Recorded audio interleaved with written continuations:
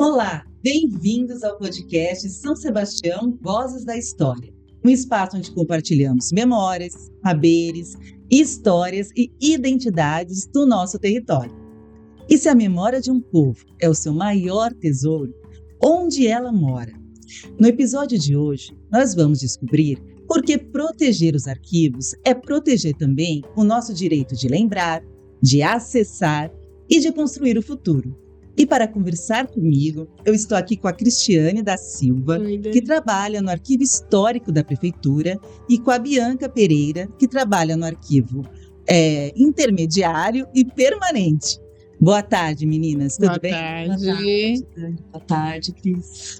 É um enorme prazer estar aqui com vocês, duas amigas, né? Trabalhamos juntas aí para proteger os arquivos, o Arquivo Público de São Sebastião, da Prefeitura.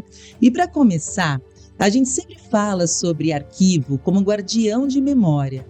E hoje eu queria falar sobre um arquivo, mas também como um arquivo que é responsável pelo futuro, falar de futuro, né? E eu gostaria de saber a opinião de vocês, de que forma que o arquivo pode contribuir para planejar o futuro.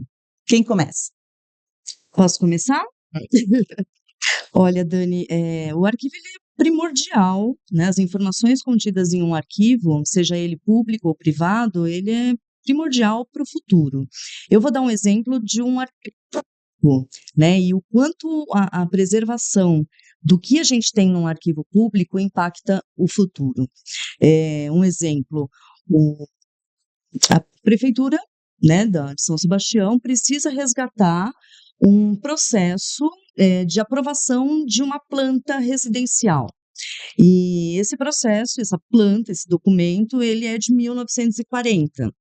Muitas pessoas falam, putz, mas é tão antigo, 1940 não serve para nada hoje. Errado, a prefeitura ela vai usar o projeto antigo para comparar com a construção atual e ver se tem alguma irregularidade, se foi feito um processo para regularizar as mudanças daquele prédio, daquele edifício, daquela casa. Então, esse é um exemplo um exemplo só, né, de como isso pode impactar no futuro. E tem questões de pesquisa, né, mas aí é mais para o arquivo histórico. Sim. De ajudar nessas pesquisas, que nem ela falou, dos projetos de construção, o que tinha ali antigamente, porque tal problema está acontecendo, vamos lá no projeto, que está arquivado, ele tem que estar guardado, né, para garantir. Guarda de plantas, quantos anos? É permanente. Permanente, né? Então, projetos de obras da prefeitura, permanente. Se acontece algum acidente, algum problema, cadê a planta? A gente vê isso muito em seriados, né? Sei lá, coisa de bombeiro que aparece. Cadê a planta do projeto do lugar para onde? E também questões de obras, de novas obras, vai demolir, não vai, o que vai fazer ali? Então, esses documentos preservados garantem essa informação precisa ali naquele momento. Em outras situações também.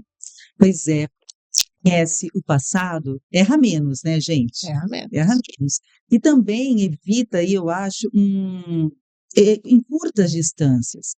Vocês veem, na época da Covid, muito se falou sobre a criação da vacina, da rapidez com que essa vacina foi feita. Mas por que isso foi feito? Porque já existia arquivado em algum lugar, não é? Pesquisas. Se não existisse aquilo, você imagina começar do zero ali. Então, o arquivo, eu vou falar também como arquivista, né? Estamos aqui, 3 colegas arquivistas. Ele também ajuda muito na construção do futuro, porque ele é um guardião de memórias, né? E ele é um guardião de provas, né? Então, eu acho que é muito importante aí você que nunca foi visitar um arquivo, né? Fique atento aí se você tem algum trabalho de pesquisa, se você está terminando um trabalho de conclusão de curso, TCC, né?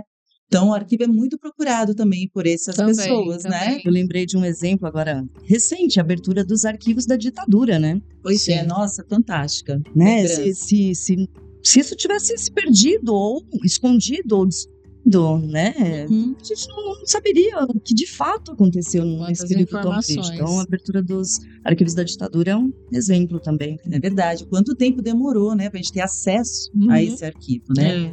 E hoje a gente está falando sobre isso. Vamos lembrar também que existe uma lei de acesso à informação, a LAI, né? A nossa que veio aí querida. para mudar o perfil dos arquivos, que antes a gente trabalhava com arquivo mais na questão da preservação, da guarda, do restauro, mas não tinha essa necessidade de a gente pensar no acesso. E isso, a partir dessa lei, mudou inclusive o perfil dos profissionais de arquivo, né? Então, são Também. pessoas hoje que a gente precisa saber um pouquinho de tudo, inclusive de tecnologia da informação, de sistemas, né? Que são informações ainda novas para nós, né? Mas que a gente já está aí, né? Estudando. Caminhando.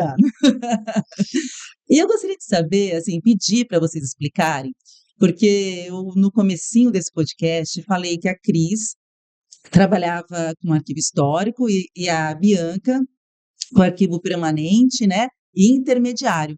Rapidamente, para quem está nos ouvindo e não conhece absolutamente nada de arquivo, eu gostaria que vocês explicassem um pouquinho qual é a diferença desses arquivos. Vocês duas trabalham na prefeitura, arquivo público da prefeitura, mas com arquivos diferentes, né? Então, como que funciona isso? O que você faz lá, Cris? O que você faz, Bianca? Qual é a diferença? Quer pensar? O arquivo histórico, na verdade, ele está no final na ponta, né, da idade dos documentos, né? Está no final, é onde ficam os que não podem ser eliminados de maneira nenhuma. Ele foi produzido ali no exercício de uma função e aí ele não nasce histórico, ele se torna histórico de acordo com o assunto, o teor que ele tem. Nós estamos mostrando ali para os ouvintes um desses documentos, né, que você É. selecionou aqui para gente. Aquele Uma primeiro, planta. isso é uma É um planta. projeto arquitetônico. Esse primeiro ele faz parte do fundo do Tribunal de Justiça.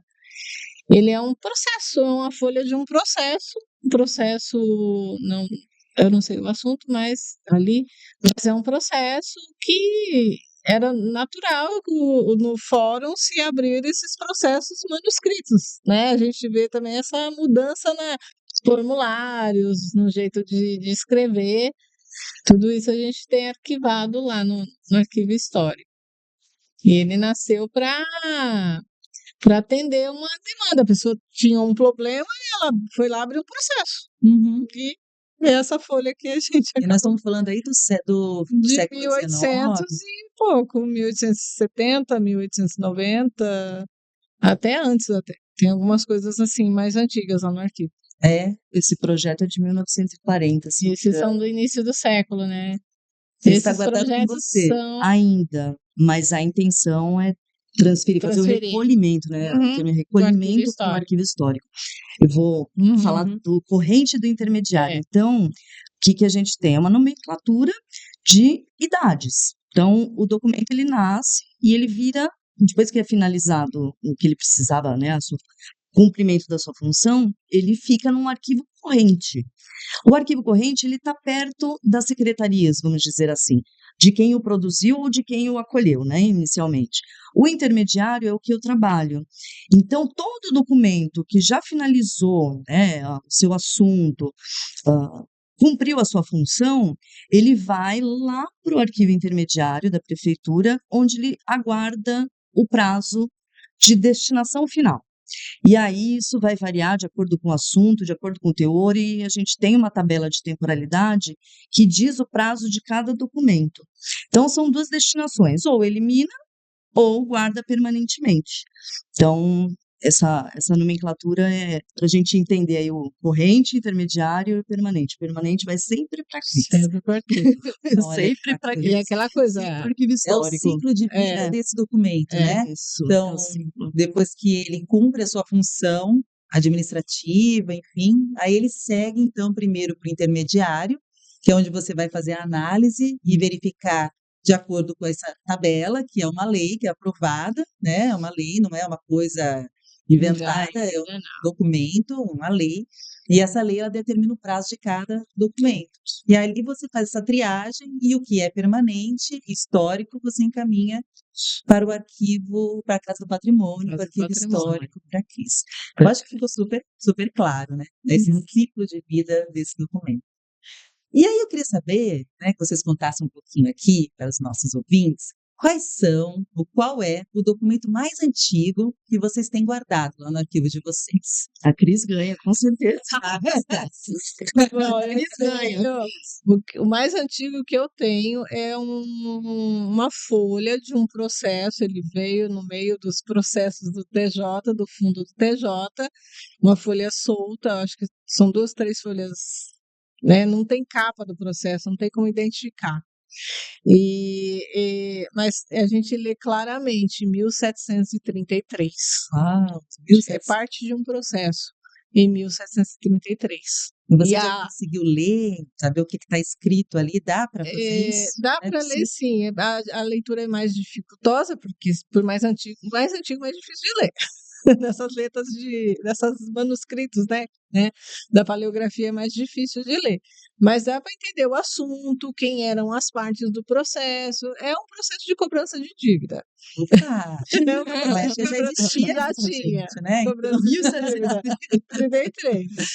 E aí depois tem mais do final dos 800 nessa listagem, nesse acervo do TJ, mas esse é o mais antiguinho mesmo.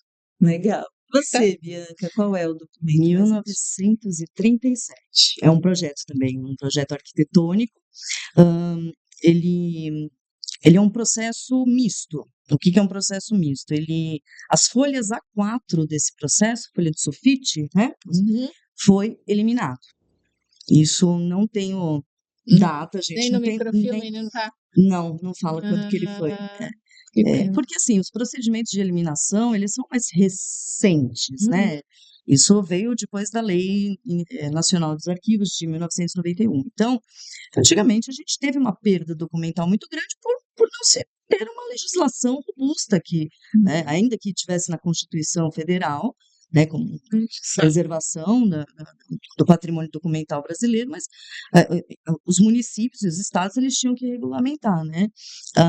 Então esse processo de 1937 é uma aprovação de planta, as folhas A4 estão microfilmadas e o projeto arquitetônico ele está físico, ele está em papel. Então, se alguém solicita um processo desses, eu tenho 2 suportes para atender, né? O papel Essa e demanda. a digitalização do microfilme. É. O mais antigo é isso, 1937. Bacana. E como fazer, né, gente? Como fazer com que esses documentos em suporte papel, como fazer com que eles sobrevivam a todo esse tempo?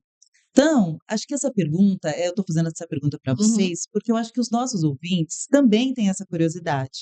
Muitos guardam em casa fotografias antigas, certidões, né, às vezes, e aí esses documentos começam a ficar muito velhinhos, muito fragilizados. E vocês, como é que vocês fazem para preservar esses documentos por tanto tempo? Quais as dicas que vocês poderiam dar para os ouvintes? Então, guardar eles no arquivo, a gente usa caixas de polionda, né? De preferência na horizontal, nunca na vertical. Evitar colar fitas adesivas, todo tipo de fita adesiva, escrever com canetas que possam a tinta transferir da onde escreveu para o outro lado. Que mais que eu falei da fita adesiva, que é o pior dos piores. Elástico aquele de borrar, aqueles elástico de dinheiro que o pessoal fala. Aquilo é terrível, que aquilo derrete, ele gruda no documento e nunca mais você tira. Uhum. É muito difícil para tirar, você tem que levar para um restaurador Fica como um fazer. chiclete, né? Vira um chicletão Um aquilo lá. chiclete no processo. E guardar em locais que não tenha muita umidade, não tenha muito calor, né?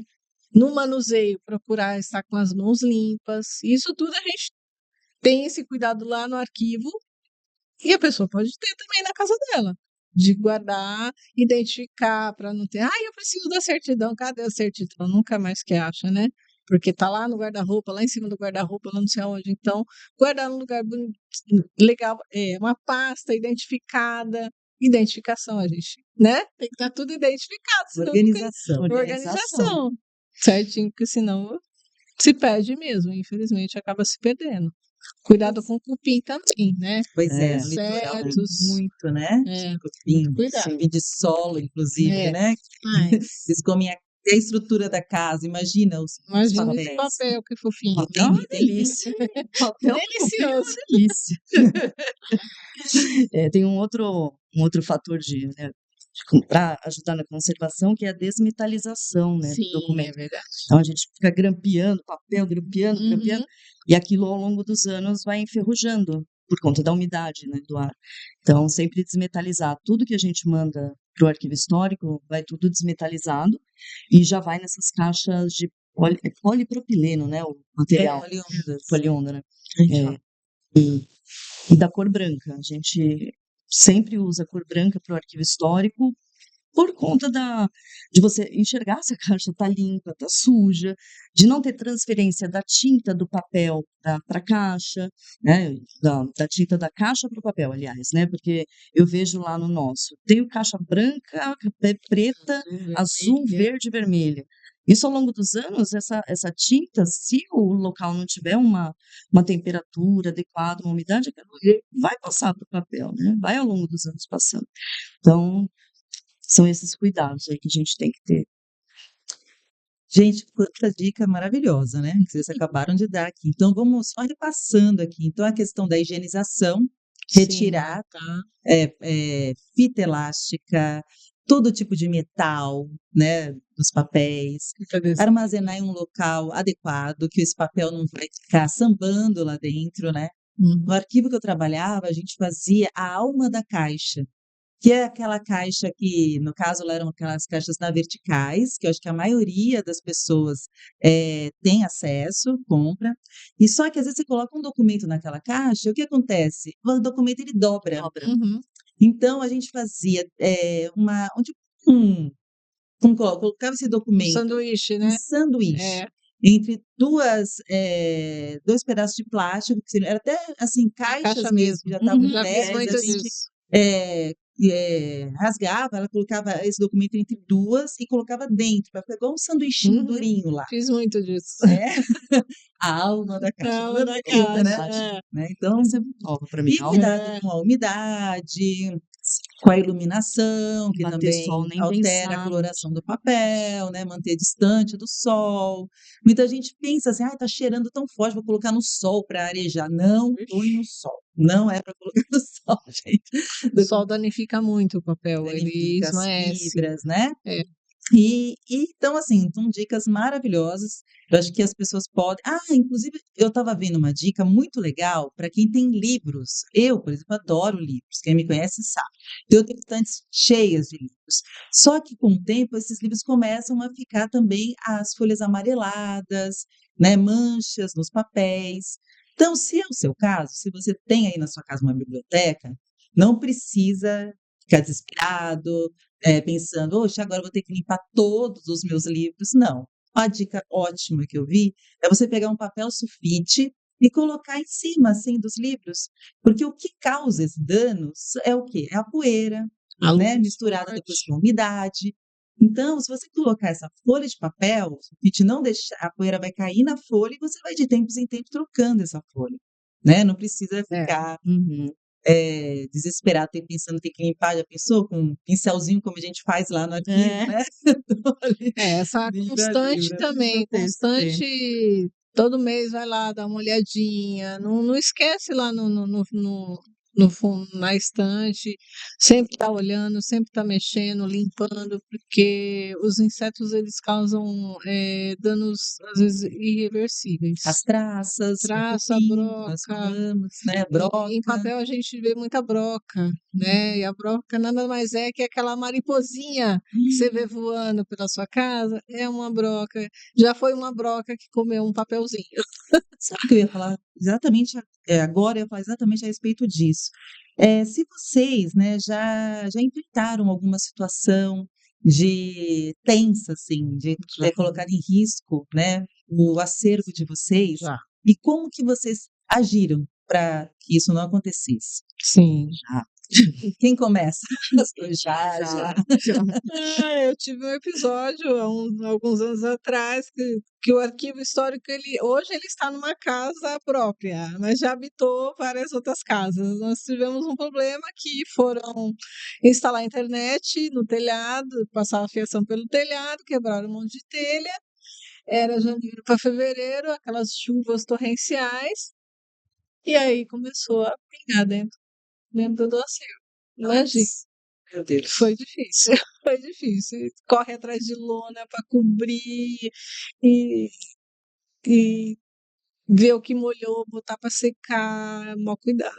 Foi difícil. E nesse caso, como você fez para secar esses documentos? Porque também, agora, né, agora não, há alguns anos a gente Uhum, enfrentou essa situação, sim. né, dessa tragédia que aconteceu na Costa Sul. Muita gente deve ter eh, documentos É, que molharam, né? quando tem essa coisa acontece essa coisa de molhar, o importante é o mais rápido possível colocar para secar. Se você puder fazer um varalzinho, alguma coisa para colocar para secar, ele secar, ou interfolhar, se é um livro que molhou, você pega outros papéis, o sulfite mesmo, e interfolha, coloca entre as folhas e deixa secar.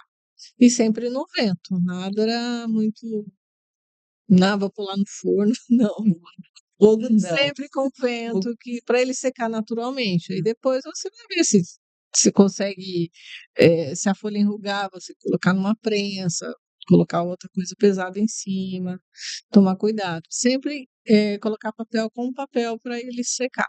Entendi. Nossa, que beleza. Obrigada Hã, pela dica. Tenho certeza que muita gente vai estar ouvindo e vai estar o papel ele é agradecendo. mais fácil de você reverter os danos, né, do que outros materiais. E você, Bianca, qual foi a A experiência mais experiência. próxima do da Tragédia. tragédia do arquivo? Foi 14 de fevereiro de 2018. Eita, Eu nunca vou beleza. esquecer porque foi uma Choveu. quarta-feira de cinzas. Só que ao Ah, invés de eu me fogo, lembro disso. a gente teve um chuvaréu e a cidade alagou, né? O centro inteiro alagou. Eu fiquei parada lá no Pontal até 9 horas da noite. Eu também, eu também. Parei no Pontal e fiquei. Fiquei lá. E, bom, nessa ocasião, muitos documentos foram afetados, principalmente no Paço Municipal. No arquivo, nem tanto, no arquivo, na verdade, não aconteceu nada, porque o arquivo ele fica mais alto, Nível né, do mais nível alto. da rua. Então, não chegou a afetar o acervo que a gente tem lá no intermediário, mas no Paço Municipal, alguns documentos foram afetados. Inclusive, a foto, aquela foto que está ali, daquele mundaréu de papel, foi um acúmulo de documentos que a gente fez aí. Esse aí. Foi um acúmulo de documentos que a gente recebeu algum tempo depois, e aí a comissão, né, ela deliberou pela eliminação desses documentos. A gente viu que os assuntos eram elimináveis, não seriam documentos de guarda permanente, então nós fizemos uma publicação no Diário Oficial justificando a eliminação desses documentos porque eles estavam irrecuperáveis. Não era só o fato deles estarem molhados, eles tinham barro Uhum. entre as folhas do processo. Não tinha o que fazer. O processo, ele, na hora de mudar de lugar, as folhas rasgavam, esfarelavam, e demorou muito tempo para mandarem para a gente. Então, isso aí foi uma pena. Agora, nesse mesmo dia, também foi afetado uma parte da legislação municipal, o que para a gente é terrível, né? Porque é um documento de guarda permanente, as leis, os decretos, as portarias. Porém, a municipalidade contratou logo na sequência uma empresa para fazer a recuperação. A gente não tinha ali condições de fazer a recuperação daquele material, estrutura, gente, né, pessoal para fazer isso. Então foi contratada uma empresa, foi feita a recuperação desses documentos afetados, não foram muitos, mas alguns sim. E na sequência, houve a digitalização de todo o acervo da legislação municipal. Então, há males que vêm para o bem, né?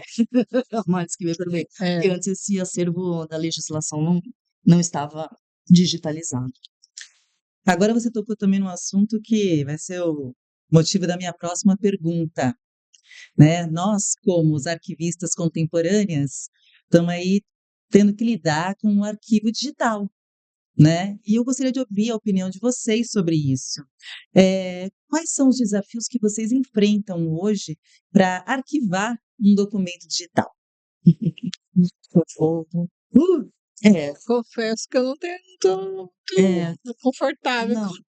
com A maioria, né, dos arquivistas, a gente tem um pé atrás com a digitalização, a gente entende que é super necessário, Como nesse caso, por como exemplo. nesse caso, a Sim. gente entende que o acesso é muito mais rápido, mas a gente se preocupa muito com a segurança dessas informações digitalizadas. A gente se preocupa com como que nós vamos acessar esse documento digital daqui 20 anos. Porque as mudanças tecnológicas estão assim na velocidade da luz, né? Então a gente se preocupa com segurança de banco de dados, segurança das informações e acesso daqui 20 anos, porque hoje a gente tem um sistema, mas não quer dizer que esse sistema vai durar para a vida inteira, porque vão ter outros ao longo dos anos muito mais modernos. Como que vai ser feita a transferência de tudo que foi gerado em um sistema para o outro? Então a gente se preocupa, a gente está querendo entender assim como todo mundo, né? A gente tem já legislação que permite a digitalização, está tudo certo, mas a própria lei, né, federal, ela tem uma série de requisitos. Então, tem que ter o requisito da autenticidade, tem que garantir que aquele documento, né, é autêntico, tem que garantir que você vai conseguir resgatar. Então, esses critérios a gente ainda se preocupa muito, né, se vão ser seguidos.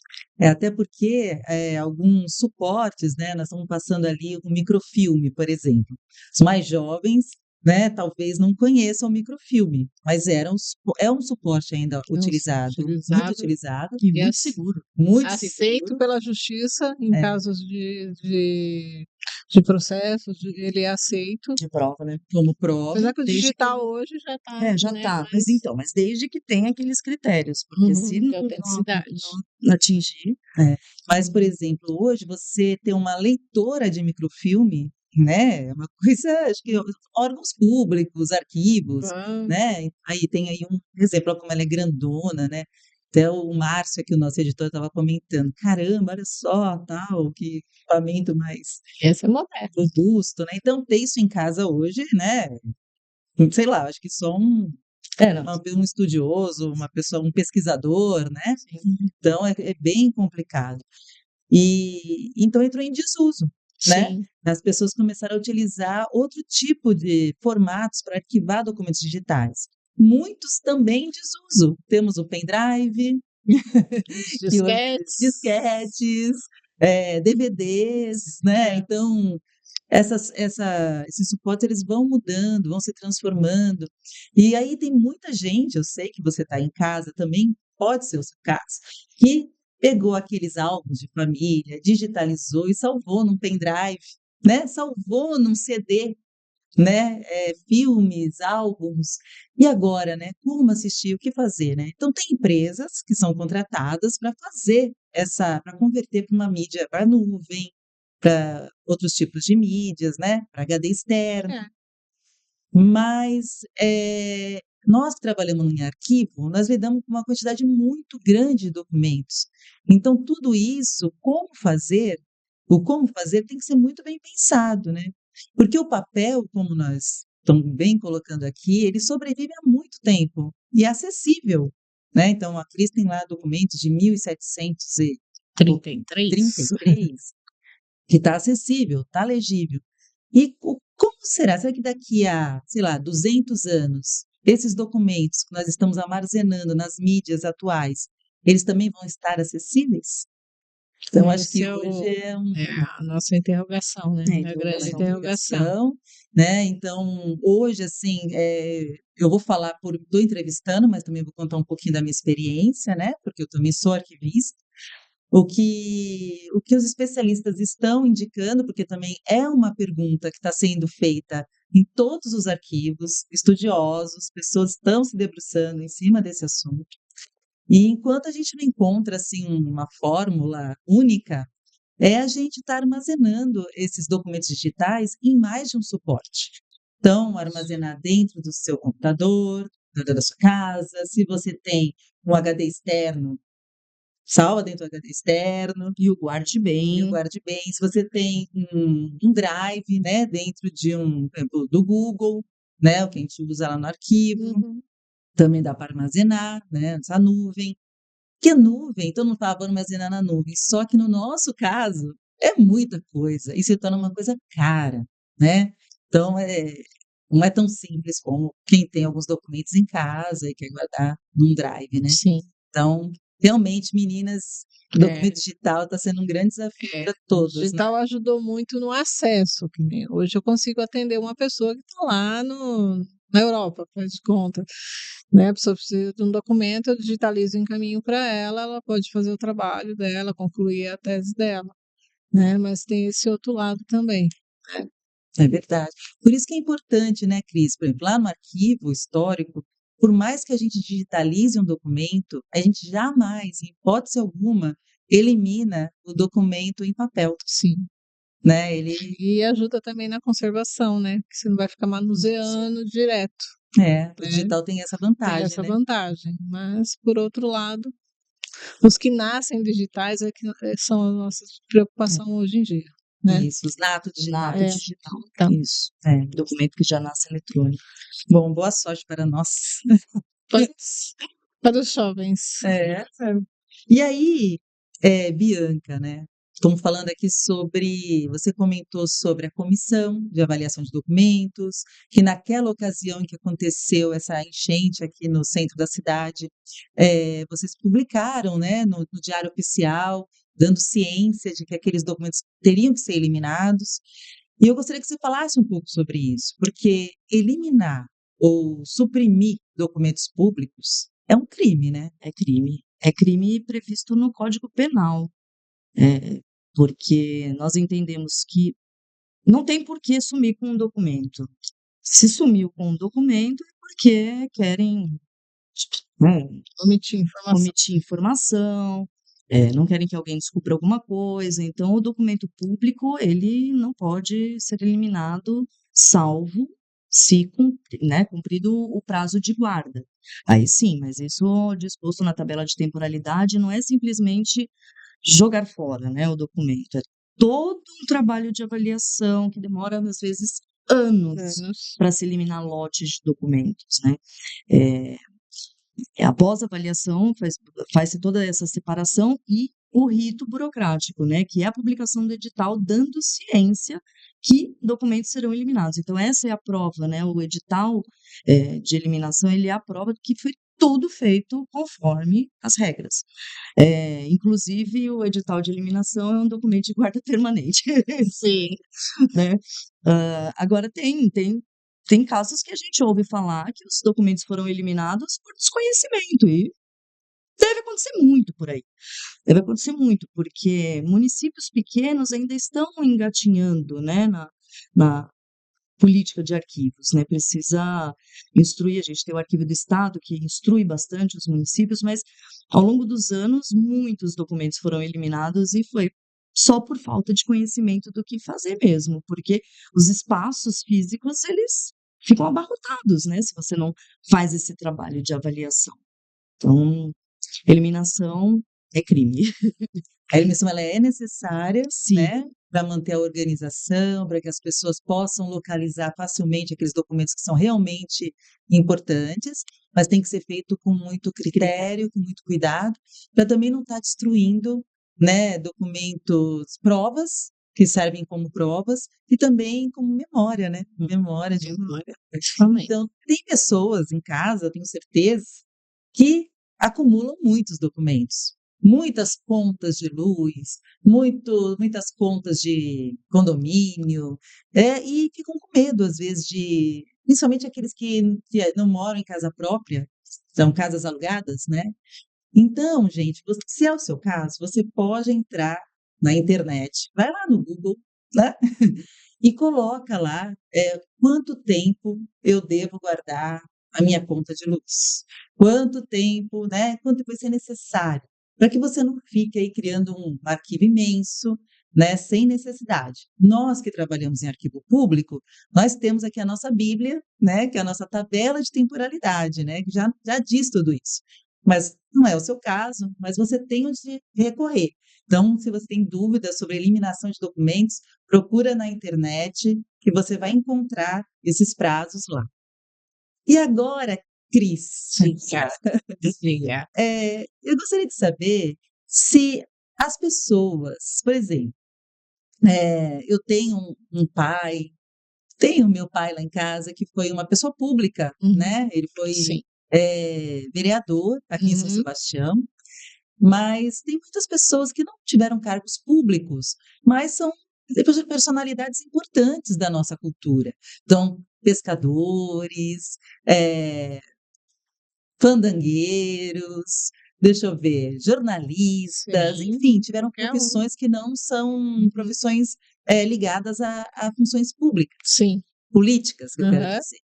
Se essas pessoas quiserem doar o seu acervo de documentos, de fotografias, objetos que elas Sim. consideram importantes para a história delas, Uhum. elas podem doar para o arquivo histórico? Como que elas precisam, se pode, né? O que Uhum. elas devem fazer? Pode sim, Dani, pode levar até o arquivo de fotos antigas,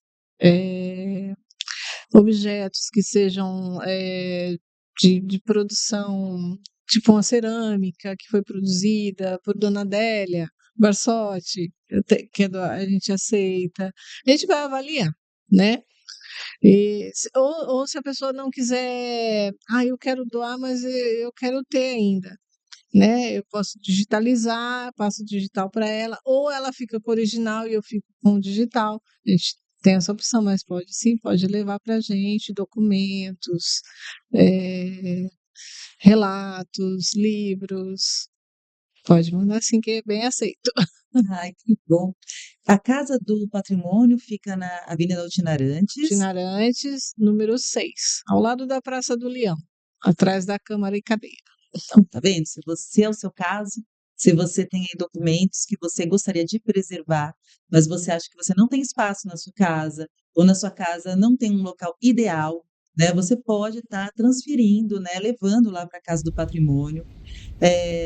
A gente, lá na Casa do Patrimônio da gente, porque eu estou trabalhando lá também com a Cris. Mas se você não quiser deixar o original, esse documento ele vai ser digitalizado, você pode levar o original com você. Claro que essa digitalização é feita no nosso tempo, né? Porque a Nosso equipe tempo, lá nós é temos nossas pequena, demandas, né? tem outras demandas, mas é uma alternativa. A gente faz um termo de custódia, ou doação ou custódia, fica a critério da pessoa. Tal de, eu quero de volta minhas coisas. A gente devolve, é uma custódia, né? Devolve, leva para sua casa, quero dar pro meu sobrinho guardar. Tudo bem, né? A gente prefere que fique com a gente, mas a pessoa tem essa liberdade também. O Só documento para eles continua terem uma sendo dela. ideia, Cris, lá na Casa do Patrimônio nós temos um acervo de algumas personalidades. Sim, Você sim. poderia citar alguns nomes? Tem do seu Agnello, no caso, Agnello Ribeiro dos Santos, que foi um fotógrafo aqui de São Sebastião. A parte da coleção de fotos dele, o filho dele, o seu Ivaldo, doou para a gente nos anos 90. Seu Alvinho, Álvaro Dório Orselli, que era correspondente do Estadão, foi vice-prefeito, foi muito ativo aqui na cidade. Também temos bastante coisa dele que ele doou, depois a esposa mandou também. Então tem uma caixa. Edivaldo Nascimento também me passou bastante, não só fotografias, que é o nosso fotógrafo hoje, né, da cidade, não só fotografias, mas documentos também. Quem mais? Quem mais?